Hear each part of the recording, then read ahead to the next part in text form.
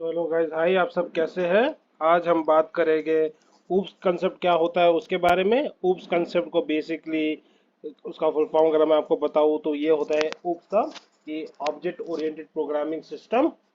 Basically इसका मतलब क्या होता है वो आपका अभी तक है, पहले उसका मैं लिख देता हूँ इधर। ऑब्जेक्ट ओरिएंटेड प्रोग्रामिंग सिस्टम, इसका फुल फॉर्म है ये।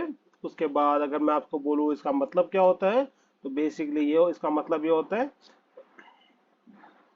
enclosing method and variable under one name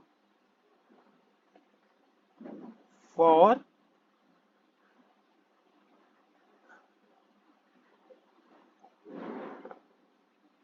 security.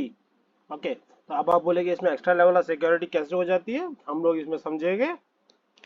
तो उस कंसेप्ट इसका, ये पूरी कंसेप्ट का वो नाम है ना, ऑप्स होता है। अब इसके अंदर आता है एनकैप्सुलेशन। एनकैप्सुलेशन का असल में मतलब यही होता है कि आपने क्लास देखी है, क्लास क्या होती है वो आपको मैं समझाऊंगा। उसके उस क्लास के अंदर ही वेरिएबल्स बना रहे हैं, उसी क्लास के अंदर आप बना रहे हैं क्या, आप साथ में बना रहे हैं मेथड्स। भाई मेथड्स क्या होता है, हम लोगों ने फंक्शन तो पढ़ लिया, मेथड्स को भी देख लेते हैं हम लोग। methods, the body called body made, sorry, made inside the class and are called using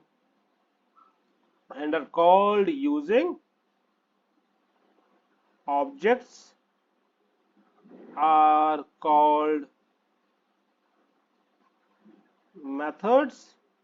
okay, तो ये आपको समझ में आ गया होगा। इसके बाद हम लोग पढ़ेंगे कि भाई ये ऑब्जेक्ट्स क्या होते हैं, ऑब्जेक्ट्स को भी देख लेते हैं। the you can say the instance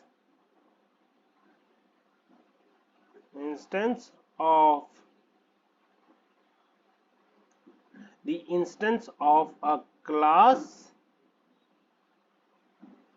used to refer the methods inside it। अभी ये सब डेफिनेशंस मेरे एक्सपीरियंस से, मैं जितने भी इंटरव्यू में दे दी है, मैं अभी काम कर रहा हूँ अमेरिकन एक्सप्रेस के लिए। बेसिकली वहाँ पे मैं सीनियर मैनेजर हूँ। आपको यही डेफिनेशंस हमारे को चाहिए होती है, जिसमें हम लोग कुछ क्वेश्चन बैक नहीं कर सकते। हाँ, ऑब्जेक्ट के उससे मैं ये कर सकते हैं कि मेथड्स क्या होते हैं, मेथड्स की मैं आपको दे चुका हूँ। अब बनाते कैसे हैं क्लास वो देख लेते हैं। हम बनाते हैं क्लास, लिखेंगे हम इधर। और चलिए क्लास का नाम हम लोग दे देते हैं कैलकुलेटर। अब जो कंसेप्ट है समझने का वो ये है कि हमारी क्लास का हमेशा नाम कैपिटल लेटर से स्टार्ट होगा, तो कैपिटल कैलकुलेटर। उसके बाद हम लोग ये कॉलन डालेंगे। अब हम डालेंगे डेफ। तो ये डेफ का तो सबको पता है, फंक्शन के लिए यूज करते हैं। अब हम इधर डालते हैं ऐड। अब इसको मेथड बनाने के लिए हमें लिखना पड़ेगा इधर सेल्फ।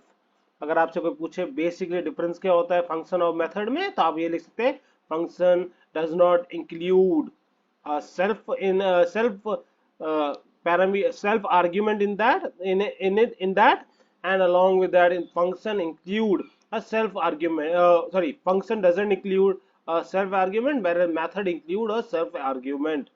ओके, अब यहाँ पे हम लोग दे रहे हैं ए कॉमा बी, ये है तो आर्ग्यूमेंट सी, बट जो हमारी मेन चीज है कि भाई इसमें सेल्फ पास किया हुआ है। चलिए अब इधर लिखते हैं print add is equal to, इधर कॉमा देंगे और लिख देंगे ए प्लस बी।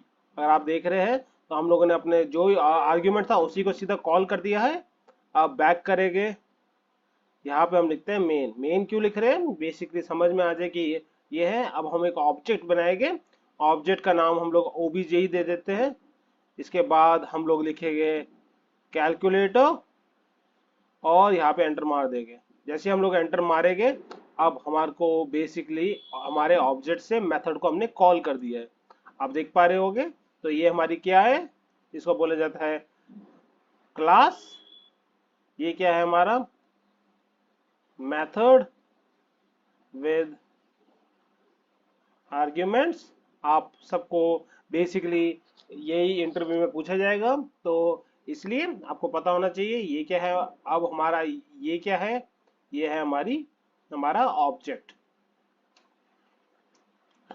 इसको ऑब्जेक्ट नहीं बोलते, इस पूरी लाइन को अगर कोई पूछे क्या होता है तो हम बोलेंगे ऑब्जेक्ट रेफरेंस। ओके, हम ऑब्जेक्ट नहीं बोलेंगे, इसको बोलेंगे ऑब्जेक्ट रेफरेंस। इंटरव्यू में अगर आपने ऑब्जेक्ट बोला सही माना जाएगा, बट अगर आप ऑब्जेक्ट रेफरेंस बोलेंगे उससे और आपको करेक्ट माना जाएगा। ओके ओके, अगर आपको ये समझ में आ गया है तो बहुत अच्छी बात है। ठीक है, और अगर आप लोगों को ये सारा कोड डिस्क्रिप्शन में चाहिए तो भी आप हमें बता दीजिएगा, कमेंट कर दीजिएगा, मैं डिस्क्रिप्शन में डाल दूंगा। अब यहाँ पे कंट्रोल स्लैश इसको कमेंट आउट कर रहे हैं, अब इधर एंटर मार रहे हैं। अब आप ये देखा आपने कि जैसे हम लोगों ने ए और बी यहाँ पे दिया है, बेसिकली इससे होता क्या है, ये आर्ग्यूमेंट्स है। बट अगर हमारे को इसको और अच्छे से बनाना है और ज्यादा फ्लेक्सिबल रखना है, तो अब जब हमें खुद क्लास के वेरिएबल्स बनाने हैं तो हमें यूज करना पड़ता है एक कंसेप्ट कॉल्ड कंस्ट्रक्टर। अभी कंस्ट्रक्टर क्या होता है, कंस्ट्रक्टर का सिंपल सा मतलब है कि it is used to initialize the class variables। जल्दी ही हमारी वीडियोस आपको इंग्लिश में भी मिल जाएगी। जो आपको अगर ये चीजें आपको इंग्लिश के लिए चाहिए, अगर आपको इंटरव्यू के लिए रेडी करनी है, तो हमारी वीडियोस आपको बहुत ही जल्दी इंग्लिश के अंदर भी मिल जाएगी। ओके, अब इधर हम एंटर मारेंगे। अभी चलिए कंस्ट्रक्टर कॉल करते हैं। अभी हम वही क्लास को यूज करते हैं, कैलकुलेटर। अब हम इधर देंगे कॉलन, कॉलन के बाद हम इधर एंटर मारेंगे। अब हम लिखेंगे कंस्ट्रक्टर के लिए हमें देना पड़ता है, ये है डबल अंडरस्कोर। मैं आपको दगा के दिखा देता हूँ, ये देखिए 1 और 2, double underscore init, double underscore, इसके बाद सेल्फ कामा ए कामा बी। फिर हम इधर लिखते हैं सेल्फ डॉट, चलिए थोड़ा सा कंफ्यूजन ना हो इसलिए लिखते हैं self dot X is equal to A. तो सेल्फ डॉट एक्स क्या है, self dot X basically class variable है। अभी हम लिखेंगे self dot Y is equal to B. बहुत अच्छी बात है। अभी हम इधर एंटर करेंगे, डेफ मार देंगे, डेफ के बाद हम लोग इधर बेसिक एक फंक्शन मेथड का नाम देते हैं सब। अब हमें मेथड बनाना है तो उसमें हमें सेल्फ भी लिखना पड़ेगा, तो हम सेल्फ लिखेंगे, बट आर्ग्यूमेंट कोई नहीं देंगे, क्यों, हम लोगों ने कंस्ट्रक्टर यूज कर लिया है। अब हम इधर लिखेंगे प्रिंट, प्रिंट के बाद इधर लिखेंगे सब्ट्रैक्शन इज इक्वल टू, कामा देंगे, इधर लिखेंगे सेल्फ डॉट एक्स। ये सेल्फ डॉट एक्स भी लिखेंगे। अगर हमारे को वेरिएबल लिखना है तो बेसिकली हमें लिखना पड़ेगा कि ये क्लास के वेरिएबल को हम यूज कर रहे हैं, इसलिए हमें सेल्फ वर्ड पास करना पड़ेगा। इसके बाद लिखना पड़ेगा सेल्फ डॉट वाई, एंटर मारते हैं। अब हमारा ये बन चुका है। अब इधर हम लोग क्या करेंगे, इधर मेन लिखते हैं हम लोग, इसके बाद हम लोग बनाएंगे ऑब्जेक्ट। अब ये जो 5 और 6 है, ये क्या है, 5 है ए की वैल्यू, 6 है बी की वैल्यू। अब इधर हम एंटर मारेंगे। लास्ट टाइम अगर आपको याद हो, हम लोगों ने इधर बेसिकली क्या किया था, हम लोगों ने मेथड के अंदर हम लोगों ने नाम वैल्यू पास की थी, आप देख सकते हैं। बट अब हम लोगों ने बेसिकली ऑब्जेक्ट के अंदर ही पास कर दी है। तो अगर हम अब इसको कॉल करते हैं, मैंने शायद से कॉल नहीं किया था,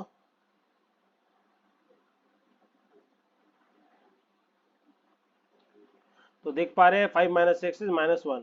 ठीक है, एक बार मैंने उसको कॉल करना मैं भूल गया था, आई एम सॉरी। चलिए इसको कॉल कर लेते हैं।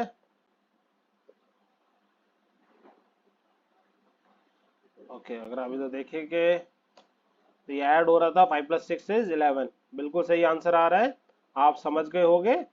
ठीक है, बहुत अच्छी बात। अब हमारे को मेजर टॉपिक जो समझना है वो आज इसके अंदर हम लोग सिर्फ इनहेरिटेंस को स्टार्ट करेंगे और उसके बाद इसको यूज करेंगे। अभी इनहेरिटेंस क्या कंसेप्ट है? बेसिकली अगर आपको मैं बोलूं, इनहेरिटेंस का रियल मतलब ये होता है, जैसे आप बेसिकली आपने देखा होगा आपके घर में होता है, आपके फादर मदर आपको उनके घर की कोई चीज आपको देते हैं, बेसिकली पास ऑन करते हैं, उस चीज को बोला जाता है कंस्ट्रक्टर। ओके, तो सॉरी, इनहेरिटेंस। अब इसका इनहेरिटेंस को अगर वर्ड्स में लिखना हो तो कैसे लिखेंगे? तो अगर वर्ड्स में आपको इनहेरिटेंस लिखना,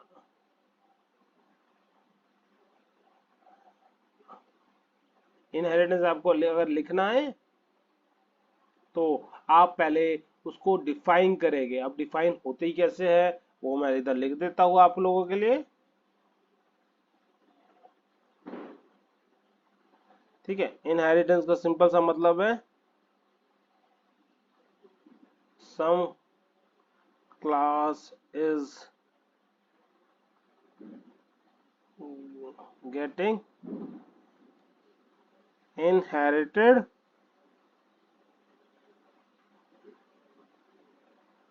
to be referenced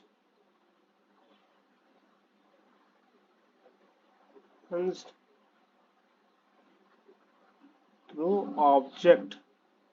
बेसिकली इसका मतलब ये होता है। अब इनहेरिटेंस बहुत टाइप की होती है, 5 टाइप की इनहेरिटेंस जब बेसिकली पाइथन सपोर्ट करता है। हम लोगों ने आज देखनी है सिर्फ एक ही टाइप की है इनहेरिटेंस, तो अभी उसको देख लेते हैं कैसे होती है इनहेरिटेंस। अभी हम इधर बनाते हैं एक क्लास क्लास कैलकुलेटर। इसके बाद हम लोग इधर ऐड एंटर मारते हैं, इधर हम लिखते हैं, क्या लिखेंगे अभी हम, चलिए ये इधर एंटर मार देते हैं, इधर एंटर मारते हैं, इधर एंटर मारते हैं, टैब मारते हैं, सॉरी। अब मैं इधर बनाता हूँ डेफ ऐड सेल्फ, पास किया मैंने, कॉलन लगाया, print add is equal to comma self dot X plus self dot Y. Comma नहीं है, सेल्फ डॉट है, वो मैंने गलती से कॉमा लगा दिया। देखिए बहुत अच्छी बात। इसके बाद हम लोग एंटर मारेंगे, क्लास मैं लगाता हूँ सब्ट्रैक्शन, क्लास का नाम ही दे देता हूँ सब्ट्रैक्शन। अब हमें इनहेरिट करना है कैलकुलेटर को, तो कैलकुलेटर हमें इनहेरिट करना पड़ेगा इस ब्रैकेट्स की मदद में, और इधर लिखना पड़ेगा कैलकुलेटर। उसके बाद हमें टैब मारना है।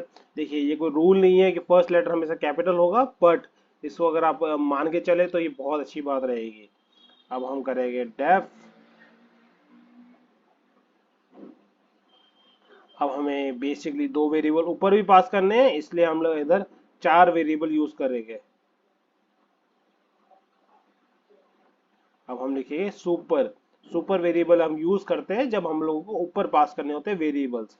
तो अभी हम लगाएंगे dot double underscore init double underscore, bracket में हम लिख देते हैं ए कॉमा बी।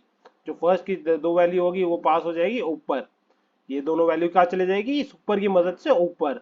अब हम है ना basically self dot X is equal to C और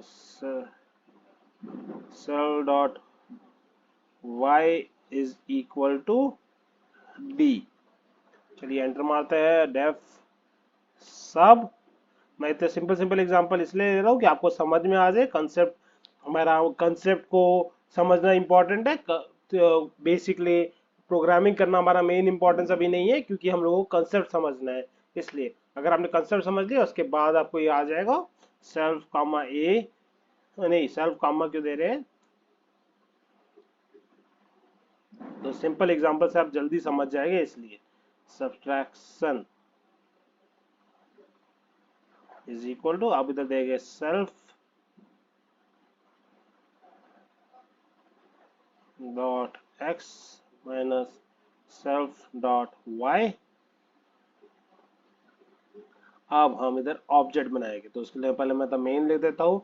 मेन लिखना जरूरी नहीं है, अगर आप लिख देंगे तो आपके लिए अच्छा होगा। अब हम लोग बेसिकली ऑब्जेक्ट डॉट ऐड और ऑब्जेक्ट डॉट सब।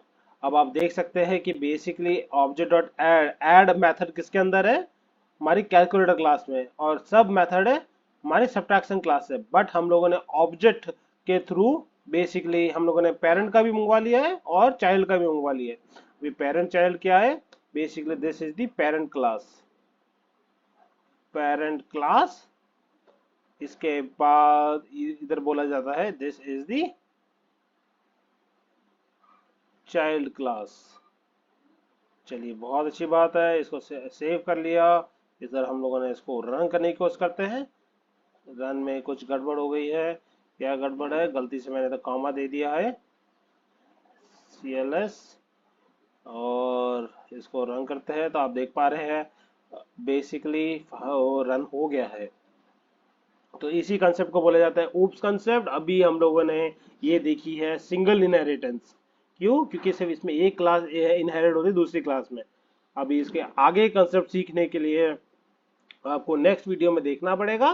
नेक्स्ट वीडियो में हम लोगों ने आपको इनहेरिटेंस अच्छे से एक्सप्लेन की है, जिसमें single inheritance, multiple inheritance, multi level inheritance, hybrid inheritance along with the hierarchical inheritance अच्छे से एक्सप्लेन की है।